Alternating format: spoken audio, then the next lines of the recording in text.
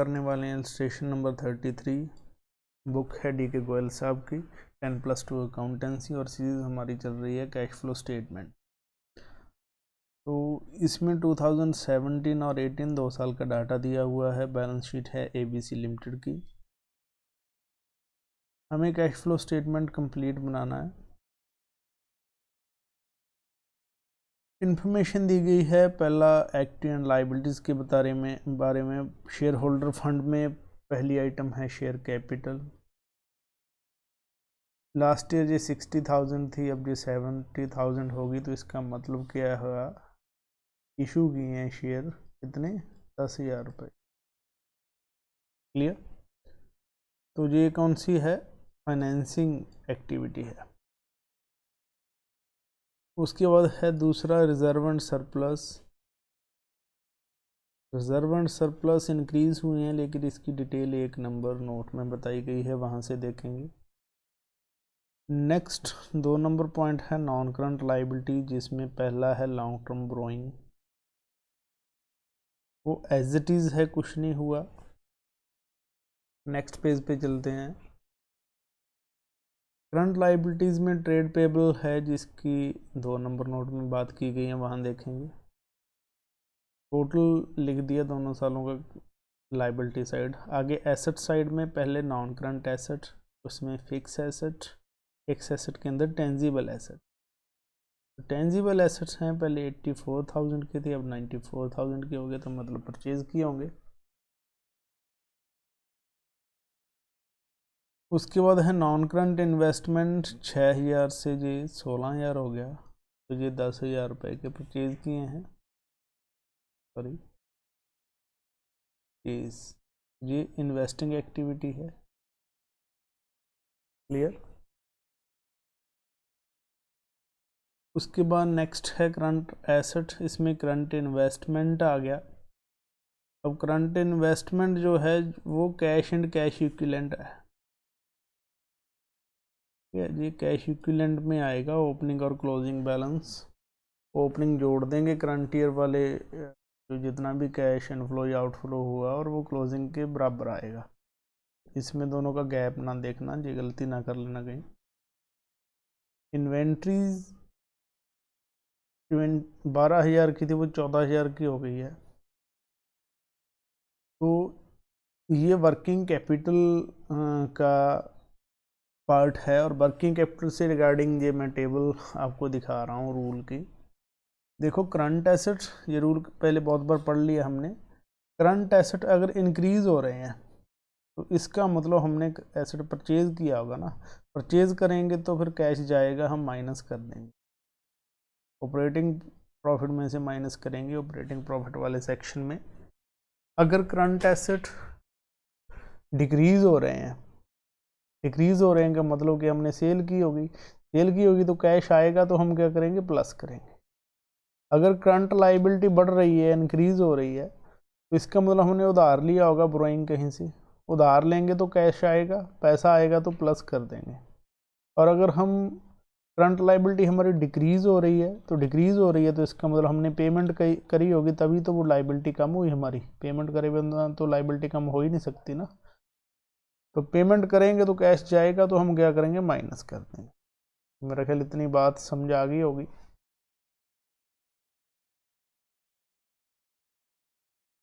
तो इसके बेस पे हम ये वर्किंग कैपिटल का सेक्शन देखेंगे।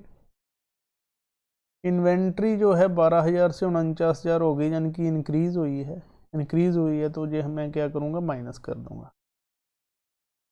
क्लियर, क्योंकि ये इंक्रीज हो गई। कैश एंड कैश बैलेंस, तो कैश इक्विवेलेंट है का पार्ट ही है। Opening closing balance, opening add करेंगे, क्लोजिंग के बराबर आएगा, यानी कि ये 18,000 और 8,000 और 20,000 और 2,000 ये ओपनिंग क्लोजिंग में ऐड हो जाएंगे। Clear. Journal reserve detail notes की आ गई। उसके बाद रिजर्व एंड सरप्लस का 1 नंबर जो नोट था, उसमें क्या है, जनरल रिजर्व जो हैं वो 20,000 से 30,000 हो गए, यानी कि इस साल कितना ट्रांसफ़र हुआ, 10,000 रुपये रिजर्व में।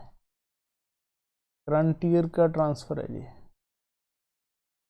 हम इसको क्या करेंगे, प्रॉफिट बिफोर टैक्स निकालते हुए जो भी करंट ईयर का प्रॉफिट था, ठीक है, लास्ट में उसके अंदर हम ऐड करने वाले हैं इसको। 10,000 रुपया रिजर्व में जो ट्रांसफ़र किया वो ऐड कर देंगे। नेक्स्ट टॉपिक क्या है, सरप्लस बताया गया है, balance of statement of profit and loss. वो पहले माइनस का 12,000 था, प्लस का 14 हो गया। तो कहने का क्या मतलब है कि सपोज करो जहाँ पे प्रॉफिट जीरो है, जीरो प्रॉफिट यानी कि नो प्रॉफिट नो लॉस, पहले क्या था, ये था माइनस का 12,000। अब ये बढ़ के कितना हो गया है, अब ये बढ़कर हो गया है प्लस का 14,000। तो इसका मतलब ये जो पहले तो ये लॉस कवर किया होगा ना इस साल, ये लॉस फिल किया, फिल करने के बाद फिर ये प्रॉफिट कमाया, तो यानी कि टोटल जो प्रॉफिट होगा ये 12,000 भी पहले लॉस कवर हुआ और उसके बाद 14 और कमा लिया, तो 12 प्लस 14 यानी कि जो प्रॉफिट ऑफ द ईयर वो 26,000 रुपये है। तो जहाँ प्रॉफिट कितना लिखेंगे हम, 26,000, और 10,000 रिजर्व का, तो प्रॉफिट बिफोर टैक्स कितना आ गया, 36,000। क्लियर। उसके बाद है क्रेडिटर्स, ट्रेड पेबल के 2 नंबर नोट ऊपर बताया गया था, ठीक है, ये रहा ट्रेड पेबल्स। इसकी नोट्स की डिटेल दी है, जो 9,000 से 25,000 कैसे हुआ, तो ये 9,000 से 25,000 हो गया। इसकी डिटेल, सन्ड्री क्रेडिटर्स थे वो 6500 से हो गए 23,500। लाइबिलिटी बढ़ी है, देखो लाइबिलिटी जब बढ़ती है, करंट लाइबिलिटी अगर वो इंक्रीज होती है तो हम क्या करने वाले हैं, प्लस, ठीक है, हम प्लस कर देंगे। तो ये कितना इंक्रीज हुआ, 6500 से 23,500 हो गया। तो 23 में से 6 गया, 17,000 से हम क्या कर देंगे, प्लस कर देंगे, क्योंकि ये इंक्रीज हुई है करंट लाइबिलिटी। और आगे बीपी है वो 2500 से 1500 रह गया, ये डिक्रीज हो गया, तो डिक्रीज हो गया तो उल्टा आ जाएगा रूल, ठीक है, माइनस कर देंगे क्योंकि करंट लाइबिलिटी डिक्रीज हो रही है। तो करंट लाइबिलिटी डिक्रीज हुई 1000 से 2500 से 1500 रह गया, तो हम क्या कर देंगे, माइनस, क्योंकि डिक्रीज हो गई है करंट लाइबिलिटी। उसके बाद क्या है, डेप्रिसिएशन टेंजिबल एसेट्स, जो मशीनरी है 8,000 रुपये लगाया गया है, और डिवेंचर पे 5,000 रुपया इंटरेस्ट भी पे किया गया है। अब इंटरेस्ट को हम क्या करेंगे, प्लस कर देंगे ऑपरेटिंग एक्टिविटी में, क्योंकि जो एक नॉन ऑपरेटिंग एक्सपेंसेस है, ठीक है। तो ये 5,000 रुपये प्लस करेंगे वहाँ, और 8,000 डेप्रिसिएशन भी वहाँ पर प्लस करेंगे, क्योंकि ये एक नॉन कैश एक्सपेंसेस है, कैश तो नहीं जाता ना डेप्रिसिएशन जब लगाते हैं। तो ये एक एक करके हम सारी स्टेटमेंट बुक के अंदर से देख लेते हैं सॉल्यूशन में, ठीक है, डिस्कशन हमने कर ही लिया। तो पहला तो 10,000 रुपये शेयर कैपिटल के इंक्रीज हो गए हैं, ठीक है, ये प्लस कर देंगे हम इशू में फाइनेंसिंग एक्टिविटी। सॉल्यूशन में चले, 10,000 रुपया proceed from issue of equity capital 10,000, clear. उसके बाद दूसरा नेक्स्ट पॉइंट क्या है, रिजर्व एंड सरप्लस, जी हम 1 नंबर नोट में देखते हैं जल के, नेक्स्ट पेज पे आ जाओ, 1 नंबर नोट।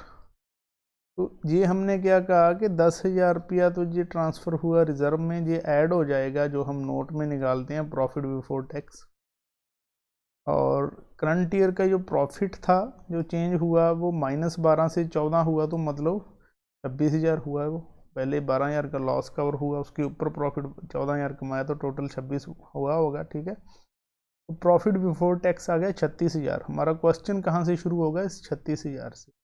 ये profit before tax note number 1 36,000। उसके बाद नेक्स्ट टॉपिक पे आ जाए हम वापस।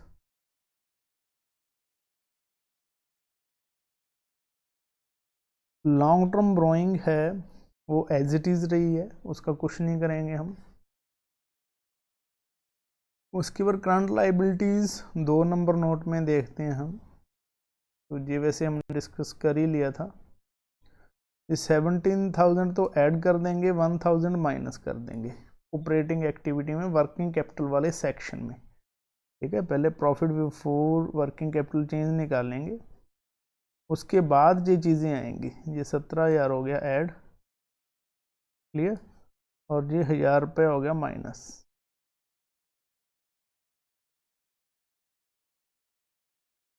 उसके बाद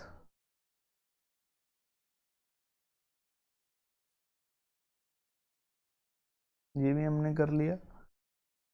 अच्छा, फिक्स एसेट जो हैं 84 से 94 हो गए, तो फिक्स एसेट का अकाउंट बना के देख लेते हैं हम, डेप्रिसिएशन वगैरह भी लगा है। देखो ओपनिंग बैलेंस 84,000 है, क्लोजिंग 98,000 है, तो मैं फिक्स एसेट अकाउंट जहाँ बना देता हूँ, हमेशा बैलेंस बीडी एसेट का डेबिट साइड होगा और क्लोजिंग क्रेडिट साइड में लिखते हैं। जो ओपनिंग जो डेबिट बैलेंस होता है, फिर ये क्लोजिंग में लिखेंगे तो अगले साल जी ओपनिंग में डेबिट साइड जाएगा। ठीक है, अगर ये क्रेडिट साइड लिखेंगे तो नेक्स्ट ईयर जी टू बैलेंस बीडी यहाँ पर लिखा जाएगा।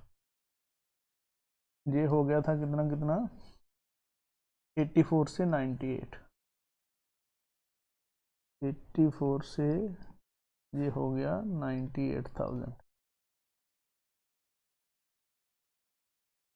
और डेप्रिसिएशन था इसके ऊपर 8,000 रुपये, मशीनरी जो टेंजिबल एसेट में है, तो 8,000 डेप्रिसिएशन लगा देंगे बाय डेप्रिसिएशन। देखो कम्युलेटेड डेप्रिसिएशन तो लिखा ही नहीं, इसका मतलब कम्युलेटेड डेप्रिसिएशन अकाउंट तो है ही नहीं इस क्वेश्चन में। ठीक है, इस जब कम्युलेटेड डेप्रिसिएशन, जब प्रोविजन फॉर डेप्रिसिएशन ना लिखा हो, तो इसका मतलब ये होता है कि डेप्रिसिएशन की एंट्री इसके अंदर ही कर रहे हैं अकाउंट के हम। कितना है 8,000। अच्छा, इसके अलावा कोई सेल परचेज बताई नहीं, तो हम दोनों साइड मैच कर लेते हैं, जो बराबर आनी चाहिए, नहीं बराबर आएगी तो देख लेंगे कोई चीज़ मिसिंग होगी वो हम फाइंड आउट कर लेंगे। जी 1,06,000 रुपये हो गया, और दूसरी साइड है सिर्फ 84,000, तो ये हो गया अपना 22,000 का गैप आ गया ना। हाँ 22,000, इसका मतलब ये टू बैंक अकाउंट है। ये कहाँ से पता चला, बैलेंस फिगर से, और ये क्या होगा परचेज। जी 22,000 का हम क्या करेंगे, 22,000 को हम करने वाले हैं इन्वेस्टिंग एक्टिविटी में माइनस, और ये 8,000 जो डेप्रिसिएशन पहले भी मैं बता चुका जी, ये हम ऐड कर देंगे ऑपरेटिंग एक्टिविटी में। वापस चलते हैं क्वेश्चन पर। 8,000 डेप्रिसिएशन ऑपरेटिंग एक्टिविटी में ऐड होगा, क्लियर, और पेमेंट कितने की 22,000 की परचेज के लिए, वो माइनस हो जाएगी इन्वेस्टिंग एक्टिविटी से। तो इन्वेस्टिंग एक्टिविटी नेक्स्ट पेज पर है, sorry next page, investing activity, investing ये रहा। इन्वेस्टिंग एक्टिविटी में टेंजिबल एसेट को परचेज किया है, नोट नंबर 2 बना के दिया हुआ, जो हमने कर ही लिया 22,000, क्लियर, यहाँ पर भी 22 ही हमने फाइंड आउट किया। उसके बाद नेक्स्ट टॉपिक देखते हैं क्या है, सॉरी नेक्स्ट टॉपिक है हमारा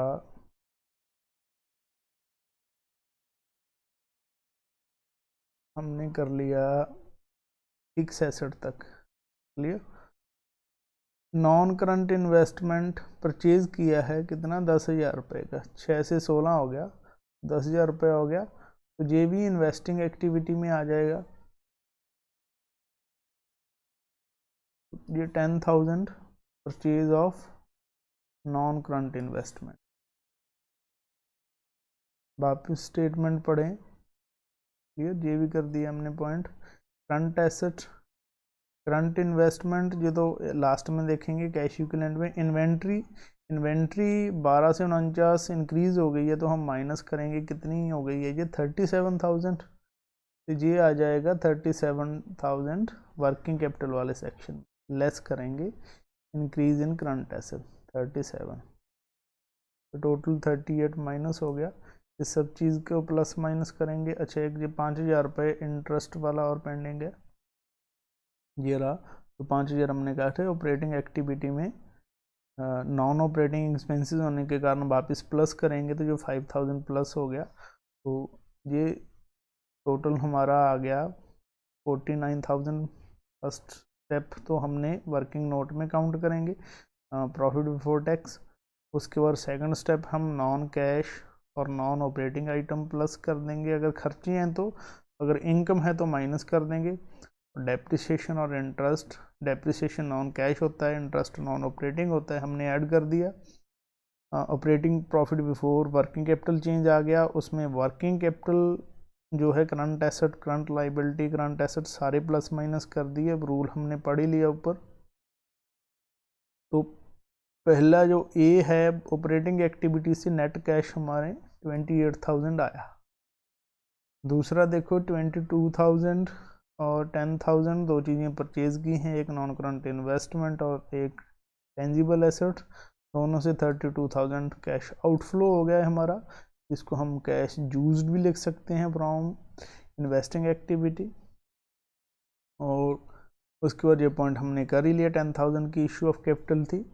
और जो हमने ऊपर हम माइनस हम वापस ऐड करके आए ना इंटरेस्ट, ये जो प्लस किया हमने 5,000 इंटरेस्ट, ये क्यों प्लस किया, क्योंकि ये नॉन ऑपरेटिंग एक्टिविटी है।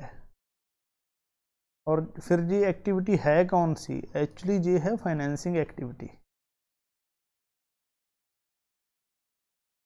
क्योंकि फाइनेंस जो बोरोइंग लेनी होती है, डिवेंचर इशू करने थे, वो एक फाइनेंसिंग एक्टिविटी है, उस पर दिया गया ब्याज भी फाइनेंसिंग एक्टिविटी है। तो ये 5,000 भी पेमेंट कहाँ दिखाएंगे, फाइनेंसिंग एक्टिविटी में। तो ये 5,000 भी हम वहीं पर ऐड करेंगे। नेक्स्ट पेज पे देखें, ये 5,000 ऐड नहीं, सॉरी, पेमेंट है, माइनस करेंगे। अच्छा, बहुत बार आपको पहले बता दिया, फिर से रिपीट कर रहा हूँ, अगर इंटरेस्ट रिसीव हुआ है या डिविडेंड रिसीव हुआ है तो वो क्या है, इन्वेस्टिंग एक्टिविटी। अगर इंटरेस्ट पे किया है और डिविडेंड पे किया है तो वो कौन सी है, फाइनेंसिंग एक्टिविटी। ठीक है, तो इन दोनों में कंफ्यूज ना हो जाना, ये अच्छी तरह से माइंड में रख लेना, क्योंकि इस ये दोनों पॉइंट क्वेश्चन में 100% पूछ ही जाएंगे। ठीक है, तो टोटल आ जाएगा हमारा फाइनेंसिंग एक्टिविटी, तीनों का टोटल कर दिया। एक कितना आया था,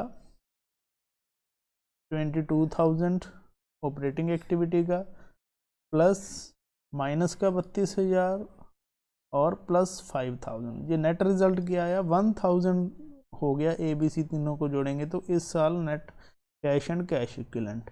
इसके अंदर हम जोड़ देंगे ओपनिंग बैलेंस। ओपनिंग बैलेंस है 25,000। ये कहाँ से आया 25,000, दो आइटम हैं इसमें, ये हमारा 20,000 रुपये और 5,000 रुपये, दोनों को टोटल करेंगे तो कितना हो गया 25, 20 और 5 25, 25 जोड़ दिया तो वो किसके बराबर आ जाएगा, इस 18 और 8 के, 8 8 16, यानी कि ये 26,000 रुपये आना चाहिए, और ये 26 ही हमारा बनेगा। देखो 1,000 पहले का है, 25 जोड़ा तो क्लोजिंग किसके बराबर आया, 26,000।